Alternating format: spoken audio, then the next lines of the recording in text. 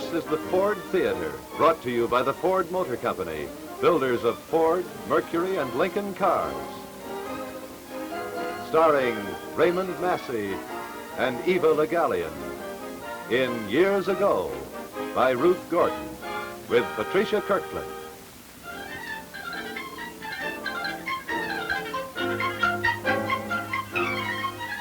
These are memorable days for Ruth Gordon. Exciting, exhilarating. But there are other days which live in her memory. 4 in particular. The most terrible and at the same time the most wonderful days of her life. It was in Wollaston, Massachusetts, years ago.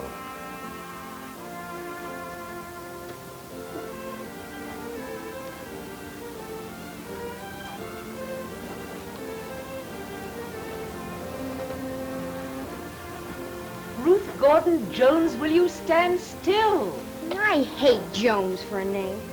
Wish her name was something else. Well, Jones is a good name, easy to remember, short to write. It's too plain. Oh, I wish her name was something else. Name to amount to something. Then it don't matter whether your name is Jones or Finnegan or Andrew J. Forepaugh. There, all right now. No, Ruth, hand me Mama. my hug me tight from over on the windowsill. But Mama, Oh, Clinton, do you think you'd get the furnace to send up a little more heat? It ain't the furnace, it's the coal they sent us. I ordered a ton of half nut and half egg, and they sent us a ton full of god-darn clinkers. I had to get your father to go do that so as I could tell you about this skirt. it's all wrong, No, Mama. Ruth, it is not all wrong. It's the way it's going to be. Mama, slit skirts are all the rage. Now, all you'd have to do would be to walk up Newport Avenue once in that dress, and everyone in Wollaston would know you wanted to be an actress.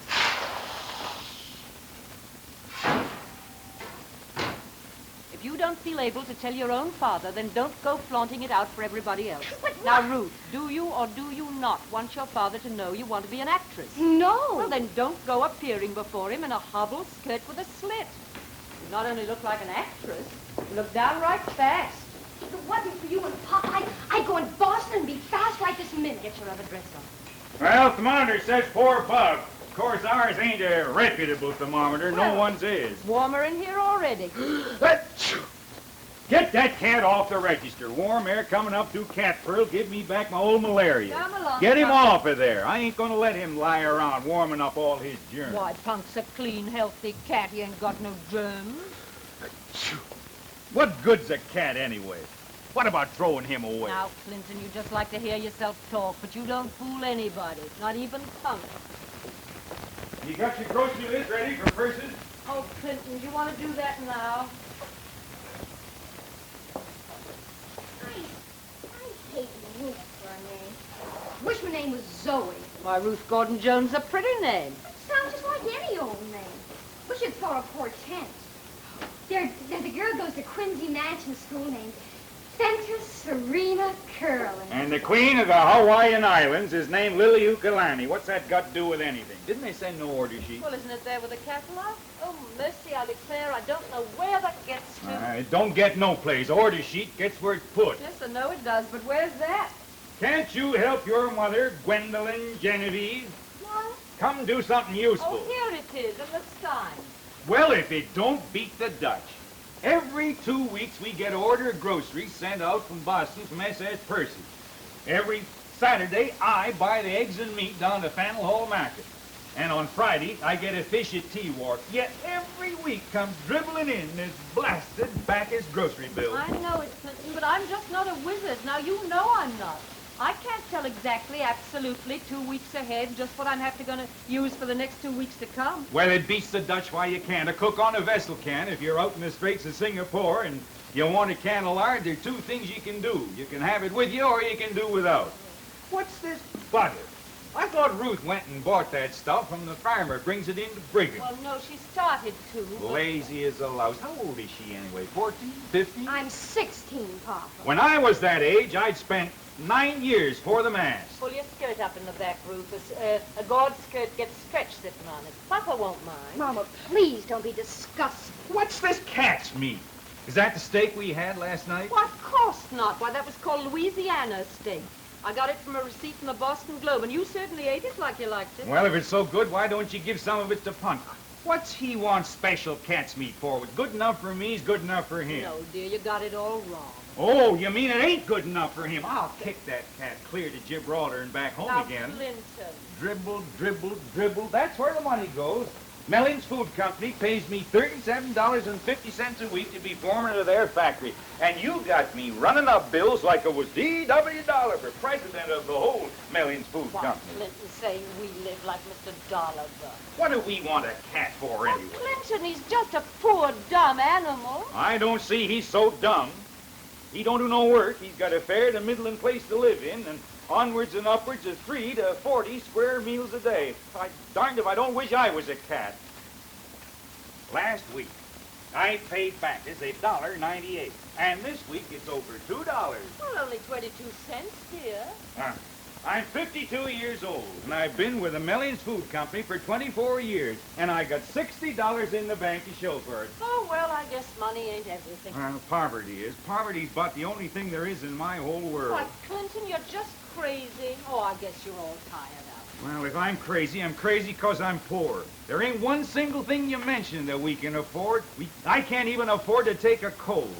Oh, what the Sam Hillsy used to talking. We live on hash and stew and Louisiana cat's meat for all I know, and I got a taste for oysters and curry, like to make it in Bombay, and bird's nest soup, and cheese fondue, like that French girl fixed it. Oh, I don't know what to do, Clinton. I don't know what to do. Well, don't bother, 'cause I'm going Oh, out. Clinton, you can't. Must be 9 o'clock. Don't try to stop me. Clinton, where are you going? Now, please don't do nothing rash for all our sakes. Nothing rasher than to go and lay down on the New York, New Haven, and Hartford Railroad tracks. Clinton, you wouldn't. And what's more, I'm going to take that darn cat with Oh, me. Clinton, please. Look at him. He sneaked in on that register again. Darned if I don't know why he ain't frigacide. You get the blazes out from under Oh, there. I'll never give him anything again, Clinton, only please don't go out. Think of all I've done, dear. Think of Ruth. And what's so interesting in that book you can't stop? Put your book down so I can talk to Papa, Ruth.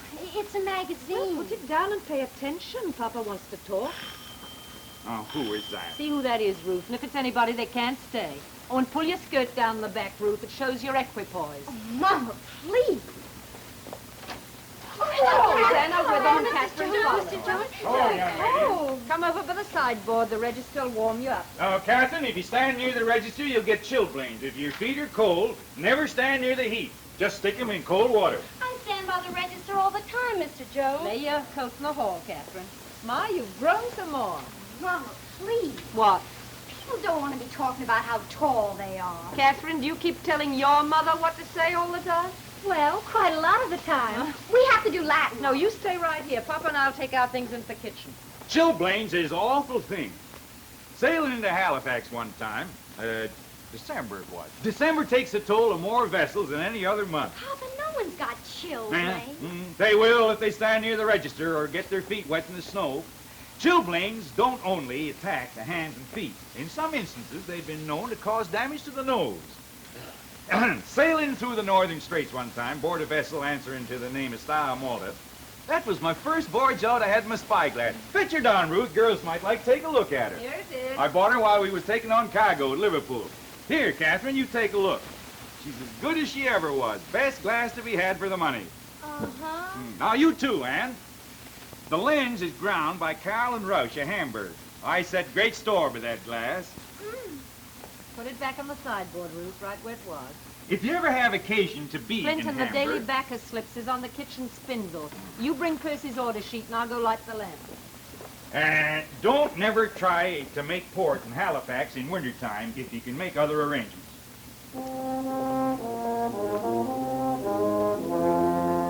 Goodness, Ruth.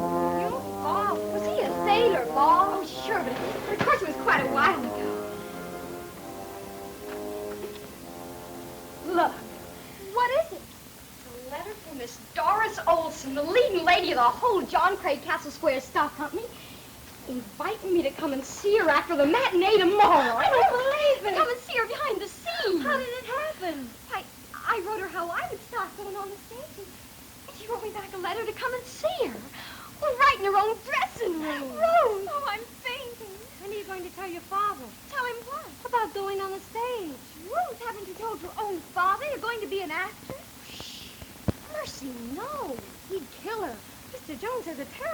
position. I suppose he got that way being a sailor. He wants Ruth to be a physical culture instructor. I would rather be dead. Ruth would just as soon kill herself. I certainly would. Oh, but Ruth, you said tomorrow. Well, the next matinee is tomorrow. But tomorrow's a school day. Well, I'll say I'm sick. I'll say I have a headache. Miss O'Neill will never let you go home for that. Well, then I'll throw up. Oh, that'll be wonderful. What do you think you'll wear? My new red tango color dress. It's the only thing stylish I've got. Oh, you'll look stunning. Will you do your hair any different? Oh, do it like Hazel Dawn.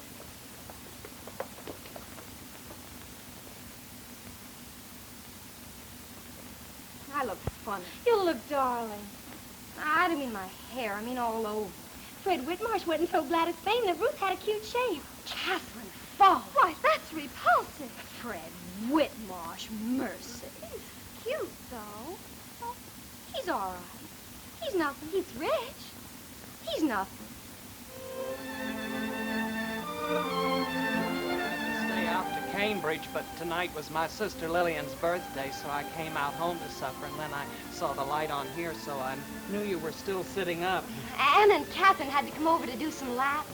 Well, I'm glad they had to get home before the curfew, Ruth, because there's something special. Here, Punk, here, Punky, Punky, Punk. Oh, mercy's back at the stove. Oh, darn if he ain't wedged himself back at that border. Here, come out of here, worse than useless. I'll put him out, Clinton, and you fix the furnace. Well, I've had this on my mind for quite some time now, and Hello, Fred. Punk don't like the cold any more than I do. Mama, do you have to do that now? Well, I should think I do. Look at the time. Papa and I have to go to bed. Mom. Oh, mercy, Fred won't mind my saying that. Sit down, Fred. I mean, do you have to do that with the silver? Well, of course I do. This is solid silver. I can't leave it around. Mr. Edward F. Atkins gave me these for a wedding present. I was his stenographer. Secretary. Well, secretary. I was his secretary for 3 years. Mama, Fred isn't really interested. Well, I don't suppose he is, but I can't leave these lying around for anybody to just walk in and help themselves. They go right in this box right under my bed. Oh, there's Punk at the window. After I'm gone and they're yours, then you can do as you see fit.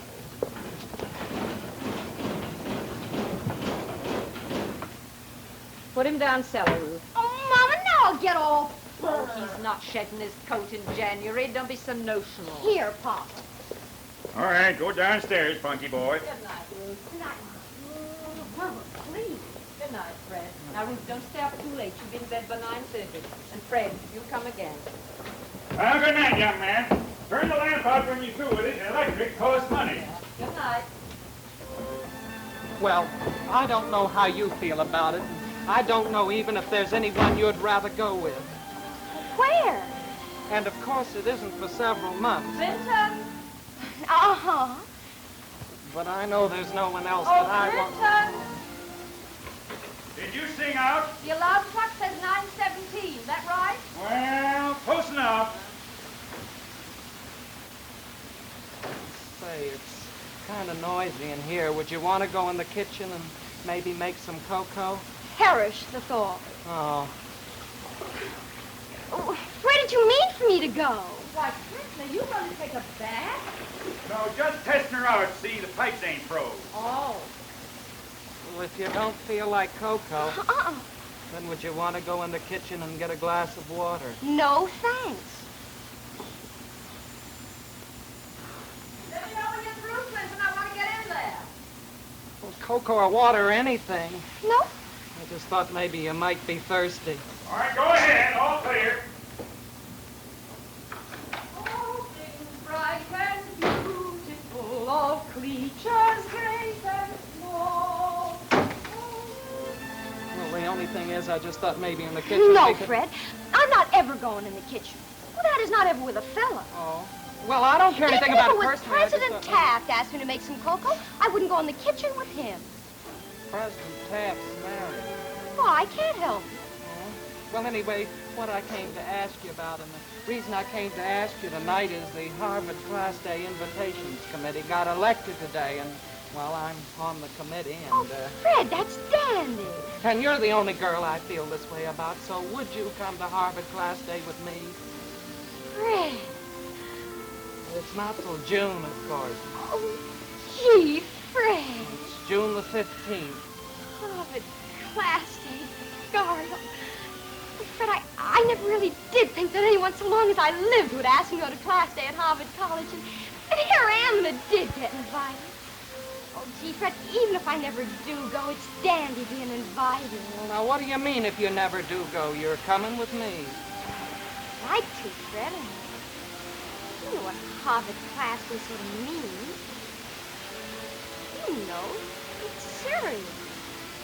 Yes, I do know, and that's what I mean. No, I don't want you to think I just said that. I mean, without thinking. I've thought about it. I thought I'd wait till day after graduation, and then I'd speak to your father about it. Is he gone yet? I thought I'd maybe write him a letter. Fred, I guess you better go. All right, I guess I'd better. Is it all right, Ruth, if I were to drop back tomorrow? Yes, only you better go now. Well, I'll be seeing you tomorrow then. I guess I better put my collar up. It's cold out. It's cold out to Cambridge. Somebody thought, I don't know if it will or not, but the Charles River might freeze over. Good night, Annie. Say, have you heard Too Much Mustard? No. Oh, out to Cambridge, everybody's dippy about it. They're playing it all the time. Da-da-da-da-da-da-da-da-da-da-da-da. It's to do the Max cease to. Here, let me show you. Too much mustard is the rage. It's spreading. Saxes moaning, trumpets blaze. You hear them, everybody's in a daze. Come on and dance. Darn it,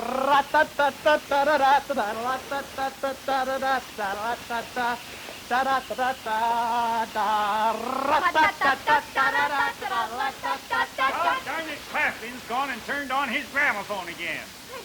You've got to go. Don't.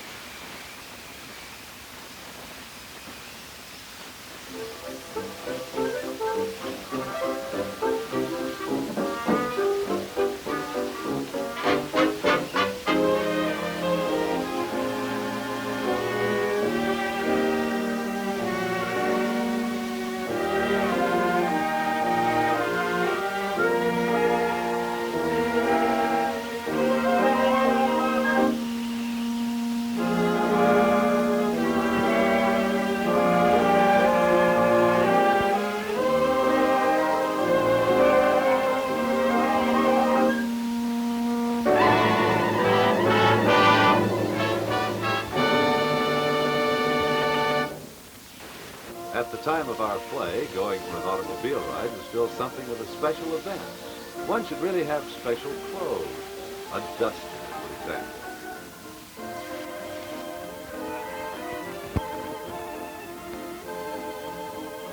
Then a dashing driver's cap. Ah, yes. And, of course, goggles. And gauntlets. And naturally, daughter had to be all dressed up too. Yes, going for a little ride was quite a big occasion. It also involved some physical exertion. And this is the car they were driving. The car that turned cowpaths into highways, made the whole world car conscious. A Ford, the universal car, the fabulous Model T. Let's move ahead a few years. It's 1928 and daughter has grown up. She's a flapper now. She's on her way to the big football game. Good old Siwash must win today. And this is the car her boyfriend drove. The newest, most exciting car on the road. That's right, a Ford, the Model A. A car so different from the Model T that the whole nation held its breath at the introduction. A few years later, well, we'll find the flapper has grown up. Because now she's a wife and a mother. She's also a driver now. She's getting ready to take her daughter to school. And this is the car she drove, the Ford V8, the first car in history to bring power and performance of the V8 engine into the low-priced field. Now it's 1948. Granddaughter is a young lady. She's going for a drive too, but she thinks nothing of it. She's been driving for years. All she needs is the key to the ignition, and she's ready to go anywhere. No place too far, no road too difficult. She drives in comfort, and this is the car she's driving, the car of the year, the 1949 Ford, A car of outstanding beauty, the 49 Ford flows around curves and floats over the road. The new Ford springing front and rear makes even the roughest roads comfortable. And so our young lady of today takes pride and pleasure in driving the car of the year, the 1949 Ford. She knows, as her grandfather did, that she can rely on her Ford for the best in beauty, comfort, and performance. The experience of 3 generations has proven you can depend on Ford. Now, the second act of Years Ago. Nothing can happen to me in my whole life like today. Oh, dear Ruth, I wish you hadn't had to see Miss Doris Olson just the very day your father chooses to invite company. When I went in the stage door of the Castle Square Theater, Mama, I think I kind of died right there in the alley and came to life as somebody else. Do please try not to look so happy. Your father will sure to know something's the matter. Why did Mr. Bagley and Miss Glavin have to come out here tonight? They can't talk me into being a physical culture instructor, Mom, and just meeting Miss Glavin is going to get me interested. Now, you set out Mr. Atkins' sugar bowl and pitcher. Oh, Mom, if you just seen Miss Olson. Oh, dear Ruth, I really think it'd kill me if I ever saw your face painted red and blue. Oh, look in that drawer and get out the cake knife. Oh, mercy, there's Fred Whitmarsh. Now, he can't stay, Ruth. He wouldn't be appropriate. Hello. Hello. You can't stay long. Papa's having company. Mercy, Ruth, you're abrupt. Well, you said to be. Well, I said... Fred, you see, Mr. Jones is having some very special people here. Oh, I'm not going to stay. Oh, well, then that's just lovely. I'll run upstairs and get on my best apron and my engagement ring. All right. I brought you this. Did you get to think any more about class day? What is it? Oh, I'm sorry. I really didn't. It's 2 pounds of Highlanders. I didn't think you'd have time yet. Thank you. No, I just honestly didn't. I want to go, Fred. I want to go a whole lot. Well, why can't you then? Gosh, what is it? Have you heard something awful about me? No, Fred. It's just... Well, it's just... There's someone else. No, Fred, not someone, something. What? Mercy, maybe it's them. Mama! Oh, mercy. All right, I'm just going. Oh, come in, Mr. Sparrow. What's happened to you? You got a telegram. I did not receive it. You got a telegram, all right. Come over Mr. Fay's pay station, and I says I was walking this way, so I just soon carry it to you. Are you sure it's for me? That's what it says to Mr. Fay, but he says she's Ruth Gordon Jones, ain't she? Oh, yes, I'm her. She, I mean. Thank you. I hope it ain't nothing dreadful. You better show it to your mama. Well, goodbye. Gosh. Oh, how do? How do? Mama! Oh, Fred, get Mama. Hurry, my knees are shaking. Hurry. Was it bad news? I don't know. I never got a telegram. Oh, Mrs. Jones! Oh, mercy. Oh, mercy. What on earth is it? It's a telegram, Mama, for me to go on the stage. What? It's from Miss Doris Olson. Inviting you to be an actress? Just as good as. Tell me Mr. John Craig will see me in his office tomorrow at 2:30 p.m. Oh, Mama. Oh, child. Oh, good night. Oh, Fred, I forgot you were there. All right, but when do you think you can let me know about the thing? What thing? Well, you know, the thing we were talking about. Oh, Ruth, you just got to tell your father I cannot take the sole responsibility for you receiving telegrams. You cannot go on planning to be an actress behind your father's back. Oh, Mama, tomorrow by 2:30 I might be an actress. Oh, Fred, with all the people in the world to choose from, Mr. Craig went and chose me. Well, so did I. What? Choose you. Oh, Mercy, here they are. Put that away. Fred, it's them. I guess you better go, maybe. Yes, Fred, we're a little flustered. All right, but when do you think you can let me know? Oh, I'll let about you it? know, Fred, honest to You will. turn the back porch light on, Fred, so you don't break your neck. I don't care if I do, Mrs. Oh, Jones. Fred, please don't say that. God will hear you. I don't care if he does, Mrs. Jones. Oh, Here we are, Annie. Annie, this lady's Miss Glavin from the Sergeant School of Physical Culture in Brookline. And this is Mr. Bagley from the YMCA in Boston. well, this is lovely. Ruth, this is Miss Glavin and Mr. Bagley. Miss Glavin and Mr. Bagley, this is our daughter, Ruth. How do? How do? Miss Glavin's come to size Ruth up as to her chances of getting into the sergeant's school gymnastics. Sit here, Miss Glavin, right next to Mr. Jones. Oh, Miss Glavin, I'm putting your Indian club right here beside my lantern slides, so don't feel anxious about it. You see, Miss Glavin's Indian clubs are made up specially for her out of selected tulip wood. Well, isn't that lovely? Mr. Bagley, will you sit here? We didn't know just what time you were planning to get here, but we saved our dessert so as we could have it with you. Come and sit down, Ruth. Well, this looks very enjoyable. He too, Miss Glavin. I've been out here to Wollaston once. Walked out from Boston. Good. Miss Glavin is quite famous. She won the state championship for ladies broad jump at Mechanics Hall year 4 last. Mercy. And even with winning the championship, she didn't do it as good as she could have. The judges went and made her wear track shoes. She jumps best barefoot. Speaking of feet, feet could be improved 50 to 60% if people would give up shoes. You mean altogether? How's your feet going to breathe? Well, that's right. Oh, Mrs. Jones, this ambrosia is very delicious. I'm glad you like it, Mr. Bagley. Well, Miss Glavin, now you've seen her, how do you think Ruth would make out? Many are called, but few are chosen. That's right. Gymnastics ain't only an interesting career, but you stay healthy while getting paid for it. My health's fine, Pop. Won't be if you keep covering up your chest. The Scientific American says that women's chest afflictions come from wearing furs around the neck. To stay healthy, expose the chest. Stand up, Jones. Let's see what you look like. What sort of posture you got. Heave anchor, Snuggie. Throw your shoulders back. Back. Way back. Chest up. See? Shoulders back and down. Miss Glavin is a bear on posture. Stiffen up, Snuggie. Well, what do you think, Miss Glavin? Would she likely pass the requirements? Well, she isn't made for it.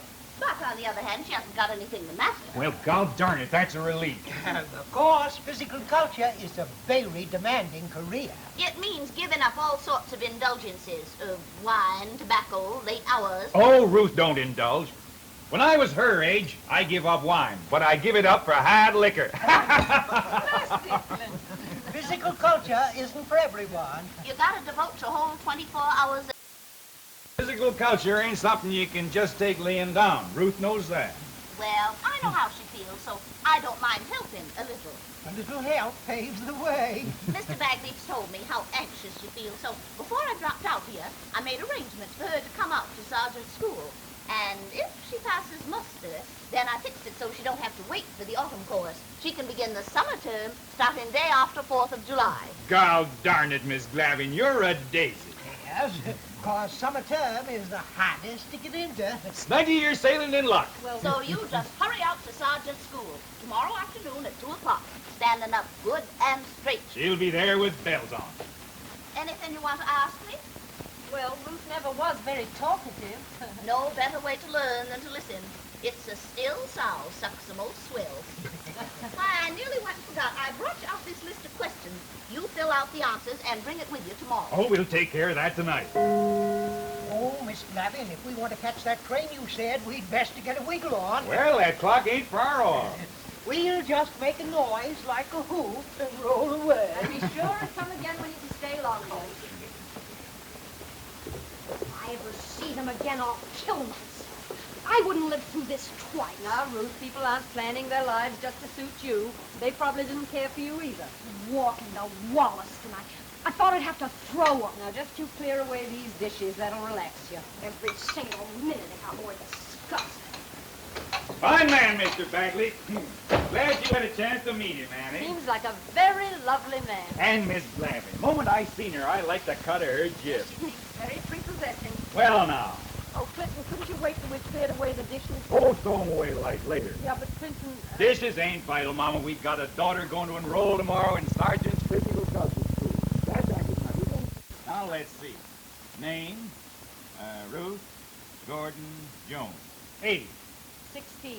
Age, 16. 16 seems very young. Date of birth. October 30th, 1896. Clinton, couldn't you just... 1896. Sex, female. Past schooling. Well, Wollaston Grammar School and Quincy high school. And Mrs. Farrington's kindergarten. Oh, that ain't schooling. That's just fooling the child's time away. Sports in which you excel. What sports in which you excel? Oh, darn it. What sports in which you excel? Clinton, Ruth is upset. What about? Well, she don't want to be a physical culture teacher. Why the Sam Hill not? Well, Clinton, some people get inspired over some things and others over others. Oh. Now, you got inspired to be a sailor. Ruth don't know what she's inspired over at 16. Now, be patient, Clinton. Well, what do you think you're inspired over? I don't know. Well, yes, you do, Ruth. Tell Papa. I don't want to be a physical culture teacher. What do you want to do? Well, tell Papa, Ruth. He wants to know. I don't want to be a physical culture instructor. Why don't you? Because I'd rather be dead. Oh, please don't say that, Ruth. God will hear you. God's listening to harps and trumpets and watching sparrows fall. God's listening to everybody. God's listening to everybody, but I'm listening to her. Well, tell Papa, Ruth. I have to do my No, homework. you don't. It's Friday night. Well, Ruth! Great Caesar's ghost, don't stand there like a dying calf. If you've got something to say, spit it out. I want to go on the stage.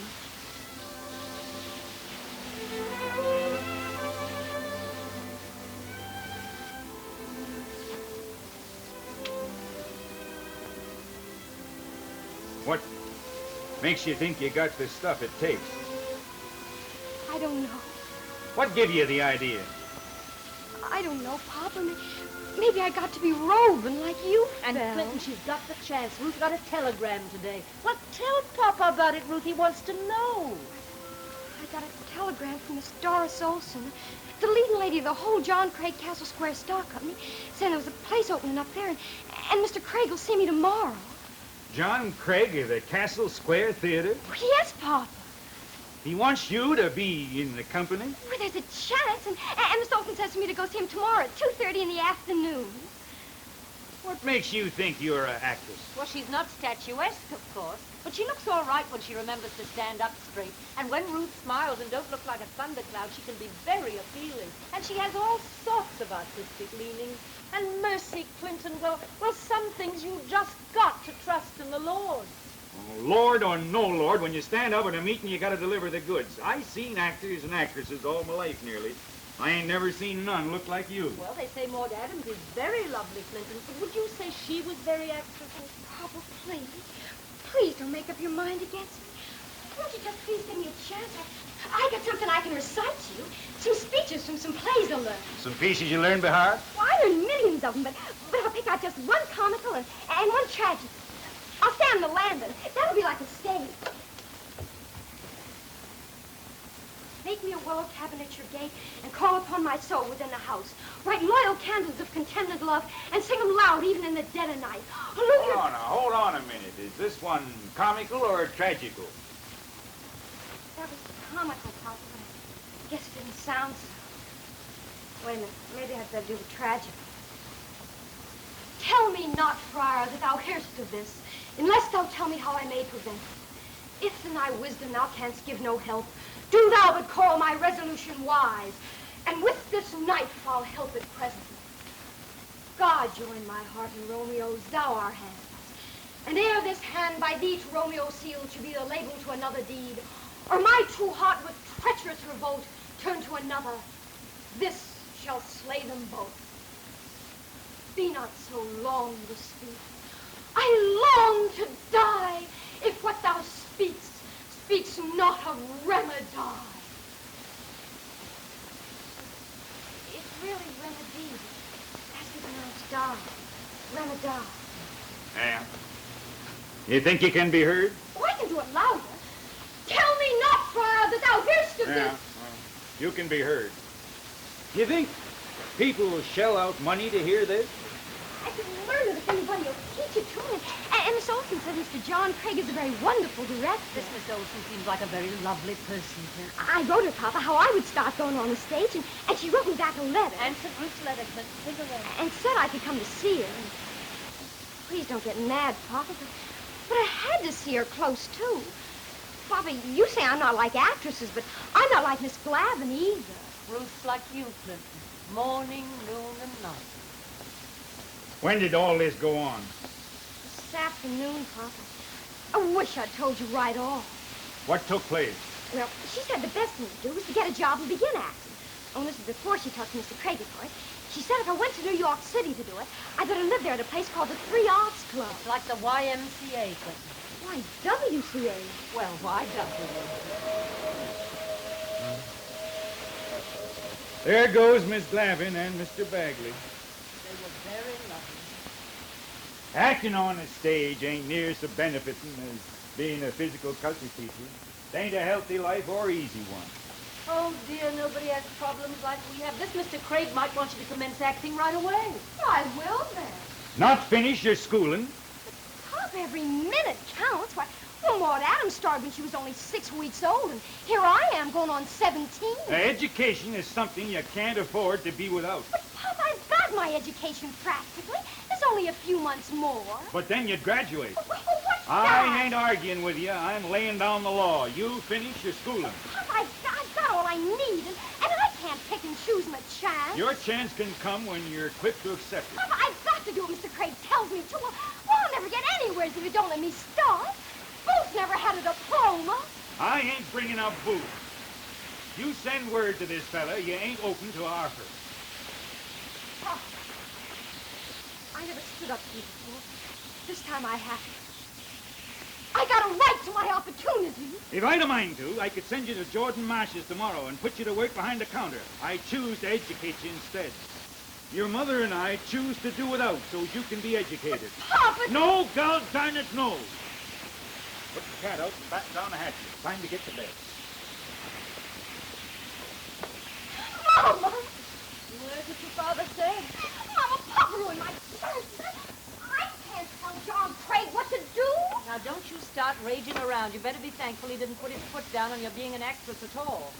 Well, what's this? Oh, some old candy. Oh, Mama. From Fred? Oh, dear Ruth, I wish you could forget all about being an actress and settle down with some good man. Mama, please.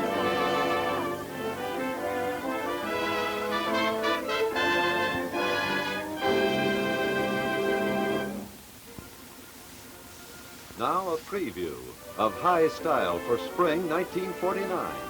A spring outfit created by some of America's most distinguished designers, furriers, and jewelers. Hat by Lily Dachet, a gray cloche, especially designed for spring. Furs by Maximilian, a luxurious stole of crown sables.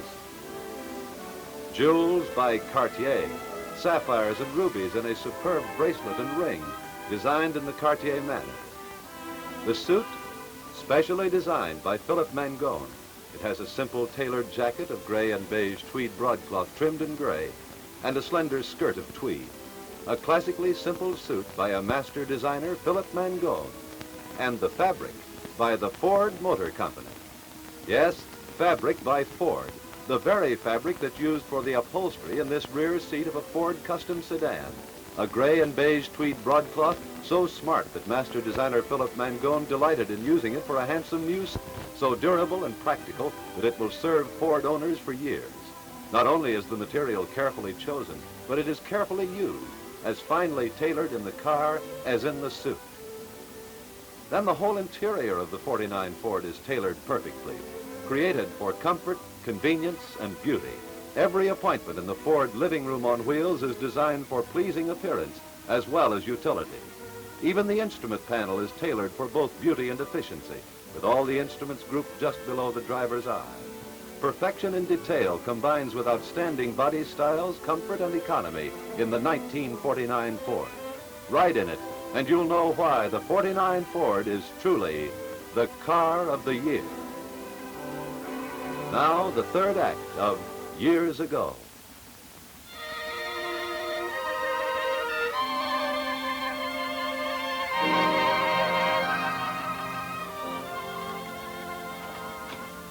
Oh, there you are, Ruth.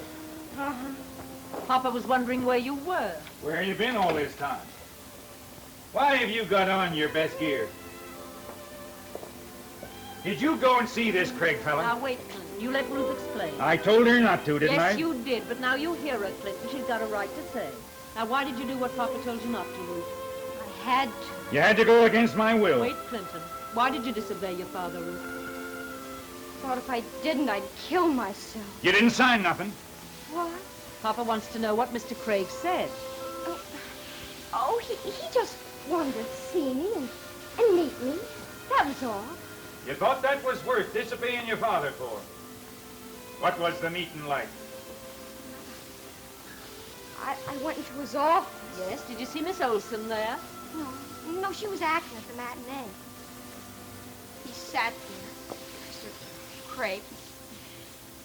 Go on, dear. It didn't seem like he was interested very. I was sort of scared. I didn't think I was gonna be, but I was.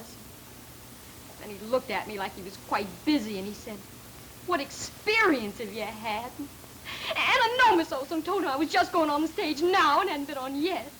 So I got all mixed up and said, "No amateur experience, only professional." And I had to go back and say, I mean no professional, only amateur.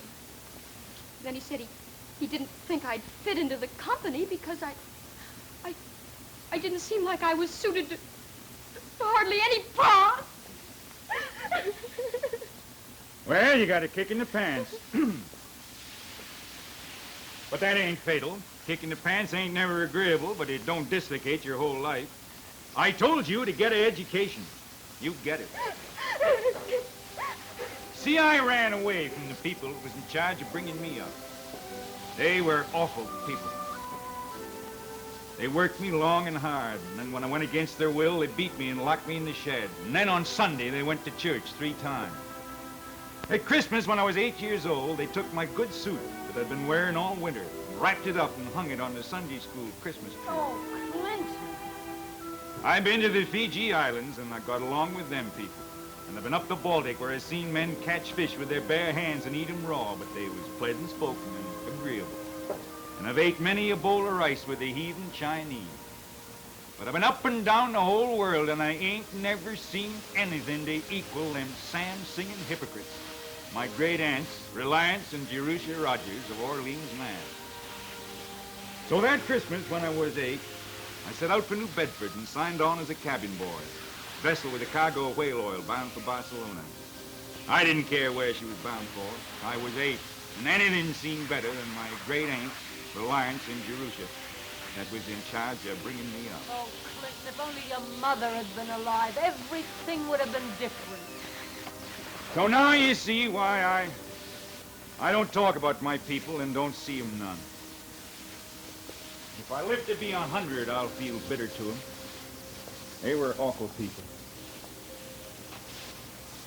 I'll feel bitter to 'em till the day I die.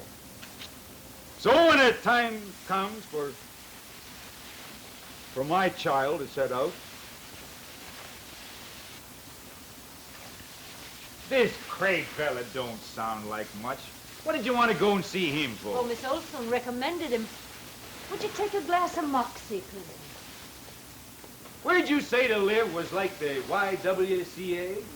The 3 Arts Club. They say it's very lovely, Clinton, far superior to the YWCA. Write to him and tell him to send their chart. New York City's got the finest natural harbor of any city in the world. From the tip of Manhattan Island clear down the hook to Ambrose Light. Would you like that dish of ambrosia I saved from last night? Have you any notion what it would take to get started? Oh, I guess it'd spoil your supper. You can have it later. $18. You go ahead and graduate, and I'll give you 2 weeks' board at the 3 Arts Club. Plus which, I'll see if I can get together $50 to grease the way for you. Oh, Clinton, you're a splendid man. Acting or navigating, first rule to steer by is put money in your jeans. Ruth, you got a splendid father. Pop. Oh, Pop. It wouldn't take $50, Pop. It'd just be wasteful. I know more of the world than you do, Snuggie. Put money in your jeans, and just because you got it there don't mean you have to spend it. Fondulics don't grow on trees. Only thing is, I don't know where in thunder it's going to come from. Oh, you I just know. Just believe me. Well, here's my bonus. That's 100. That's due the 1st of July. Of course, they could, if they'd a mind to, advance it to me just as well in June. Well, of course they would. I just know they would. Why, what difference could it make to anybody? The only difference is that Dolliver's a rich man, so only poor people knows that money can be more important on certain days than it's ever going to be again. Do you know what $50 means to your father and I, Ruth? Why, in all my life, I never seen $50 altogether. Not even once. Mom. Ah, well. I guess money ain't everything. All we need is faith. You and Ruth tackle the faith end, and I'll grapple D.W. Dolliver. Faith's a wonderful thing, all right, but I never was in no situation where having money made anything any worse.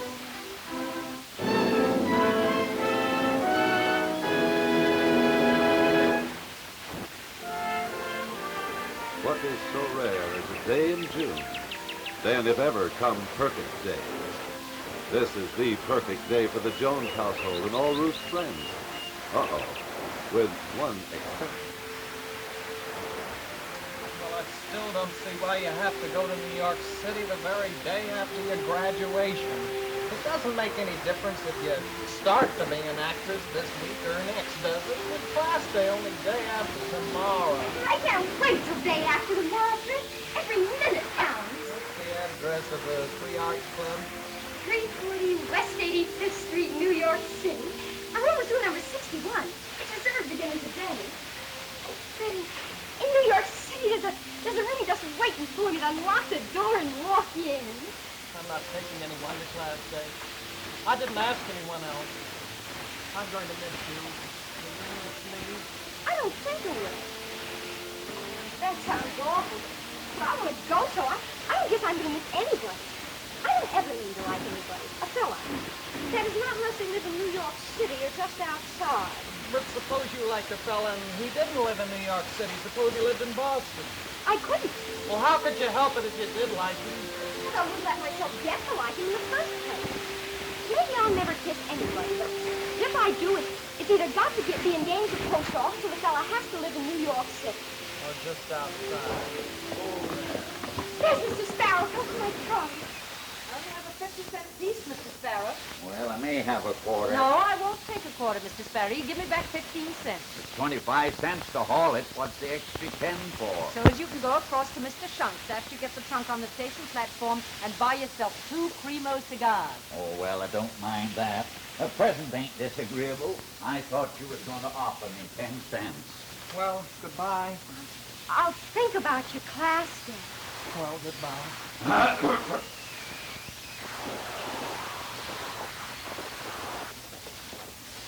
Careful, Fred. Well, goodbye. Who sent you these? Just Fred. Oh, he's such a nice boy. Mama, look at what time it is. Shouldn't Papa be getting here by now? Any minute now. Wait, he isn't going to forget you then. Now, how often does your father knock off work at 10 o'clock in the morning so as to bring home $50 so his daughter can go on the stage? But, Mom, Now, he'll be here any minute, so you go on up and start getting ready. Oh, yes, I guess it can. Mom. Huh? Mom. Well, what is it, Ruth? Don't you feel well? Mama, look at me. I've been going up these stairs since I was 6 years old. And now when I come down this time, I'll be on the road to fame. Oh, Ruth. Watch me go, Mama. When I come down, I'll be somebody else.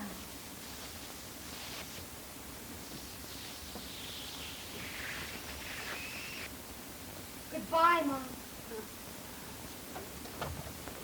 Oh, there you are, Clinton. Ruth's just gone up to get dressed. Well, tell her to heave, too. What? Tell her never mind. What are you talking about? Tell her never mind getting dressed. Well, she's got to get dressed, hasn't she, to go to New York City? No, she don't. Well, will you please tell me why she does? Because she's not going to go. Oh, Clinton, please don't pick today to be exasperating. If you were a drinking man, I'd swear you'd gone to a saloon and taken a drink. Well, you'd be wrong. I didn't. I didn't take nothing but a stand. Oh, well, that's good. You can tell me about it when we've got Ruth on the train. Ruth ain't going to go on no train. She better hype her down to depot and turn in a pallet car ticket. Clinton! Or it ain't going to be no good. What do you mean, Clinton, Ruth isn't going? I can't afford to send no one off to be an actress. Because right this minute, I ain't got a job. Oh, Clinton. How could this happen to us? It happened to us because Mr. Dolliver called me into his office and asked me, did I think Charlie Folsom was entitled to his bonus? And I launched out and told him just what I thought of his god-darn bonuses. Oh, Clinton, oh dear, oh dear. And he answered kind of snippy, how do you propose to remedy that? And I said, pay me what's due me and don't offer me no lollygagging favors. Instead of handing me 100 simoleons the end of the fiscal year, you split it up into a $2 a week raise. And then I got it, and I know I've got it, and there ain't no worrying till that. Oh, Clinton, it's a picture day of all days. I don't regret it. You mean to say he went and fired you just because you asked for something you were entitled to? He says, don't you want to continue on the way you've been going for 24 years? And I says, no, I says. I was kind of surprised myself. Oh, Clinton, couldn't you have tried to be a little more tactful? No, for once I had to speak out. And he says, it ain't the $2 a week raise I'm begrudging, but the principle seems kind of high-handed. I'll have to let the matter rest and think it over. And I says, think it over, Mr. Dolliver, and you can find me at 14 Elmwood Avenue, Wallace.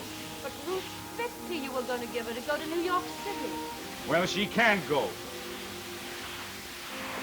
I got $62 in the 5-cent savings bank and shelling out 50 of it to leave her sailing too close to the wind. But she's got a heart set on going today. Well, she can't. Get on here, you have to get on here. You pick up his little machine. Oh, Clinton.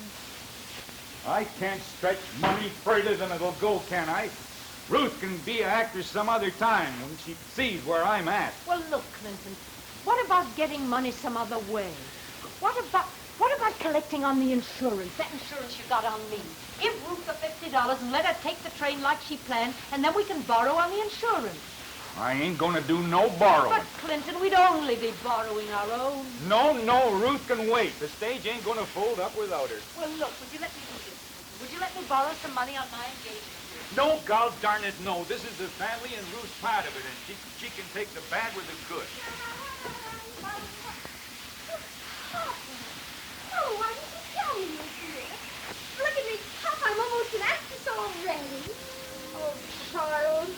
Mama, don't be sad. Be proud. Oh, Clinton, would you let me go out and sew for people? I could earn more than $50. Papa, what's the matter? You can't go, so you better take off them duds and stow away your gear. Can't go. Why can't I? 'Cause I ain't got the do-re-mi to send you. But you said you could. You said you could give it to me. Well, now I say I can't, and you'd better hyper down to the railroad station, turn in that Valley car ticket, or it won't be no good. I will not.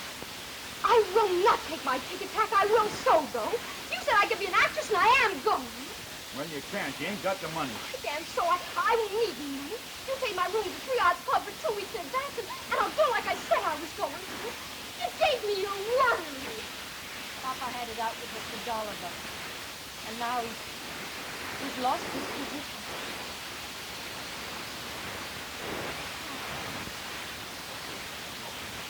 Papa, how could that be?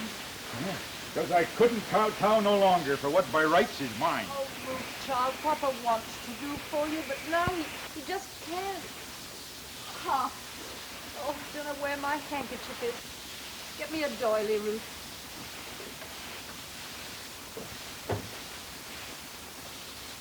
Fannie Mae Jackson embroidered me this doily. Never did like to use it. Use it. It's nothing to the ones I'll buy. Don't you care about that $50, Papa? I got $2.20 of my own money and a railroad ticket. So I'll just get a job sooner so I can look after you and Oh, Mom. Clinton, let me give her my engagement ring. Do, Clinton, please. I give you that to keep. Yes, I know you did, but she could get some money for it. Mommy, you ain't gonna pawn shop. I'd rather be dead. Yeah, if you're gonna be an actress, you'll be in and out of a pawn shop all your life. I'll go see every single manager in New York City tomorrow.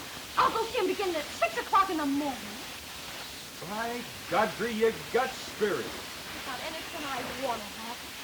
But when I have everything at all, the trouble makes me go and give up. Well, I'm never going to let trouble stop me. The actresses is even a help. I don't know if it's any private people, but But actresses have got to have trouble to take an act.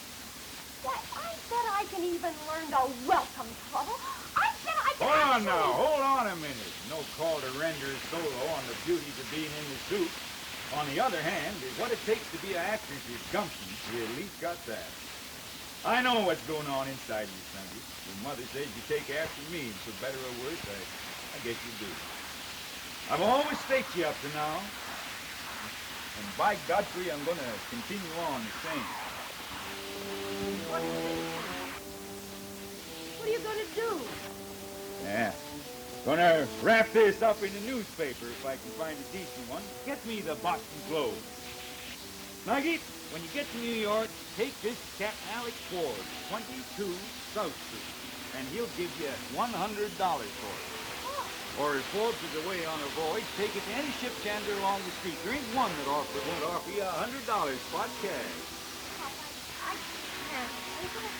I wouldn't. It's your spyglass. Ah, money is for those that need it. Spyglass ain't no further use to me. I know I can get along. Ah, don't be boasting your jibs. You may love your Hazel Dawns or your Miss Doris Olsons, but money's an all-powered loving friend, too. What about you and Mom? If just maybe you didn't get a job right off. I've been on a payroll since I was 8, and I've been cast overboard, too. Ain't as if I was looking for a job as vice president. There's plenty of room at the bottom. I don't only just merely look after you, Mom, but we'll have things. And every time we feel like it, we'll throw away $50. Captain Alex Ford, 22 South Street, New York City. Write it down for her, Mama. And when you're in the vicinity, go and take a look at Fulton Market. It's a great sight the way they handle fish. Key Wharf and even Gloucester ain't nothing alongside it. There you are, Snuggie, all shipshape. Oh, Chris, it's time to go. Now, Ruth, have you got your handkerchief and your railroad and parlor car tickets? Papa will take your suitcase. You take the suitcase, please, and I'll take the lunch. And Ruth, you take Papa's spyglass and Fred Whitmarsh's carnations. Snuggie, I ain't talking an awful lot to you, and I don't aim to start spouting now. If I didn't think you could shift for yourself, I wouldn't let you go. So I won't impose no rules or chart no exact course, but I want you to promise me one thing. Whatever you do, wherever you go, don't never act in no place where they serve hard liquor. No matter if it kills me, I'll make this up to you and Mom. It's a wonderful thing, Ruth, to have a father that believes in your $100 worth. I'll make it up to you somehow, Pop. Don't be doffing your topsails or be beholden. You're getting what every person's got a right to. You're getting your chance. And on your side of the ledger, just remember your mother and I pleasantly, and everything will come out square.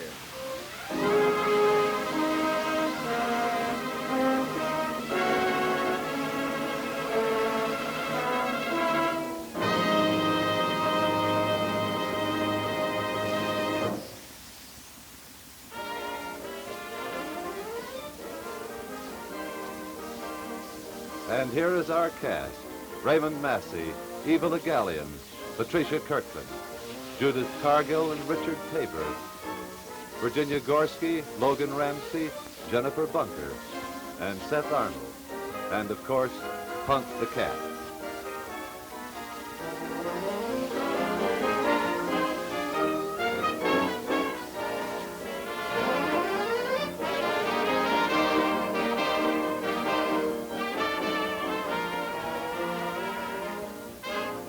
In the Ford Theater, 1 month from tonight, you will see the second play in the new television series.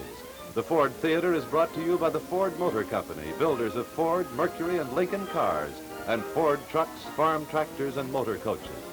Nelson Case speaking. This is CBS, the Columbia Broadcasting System.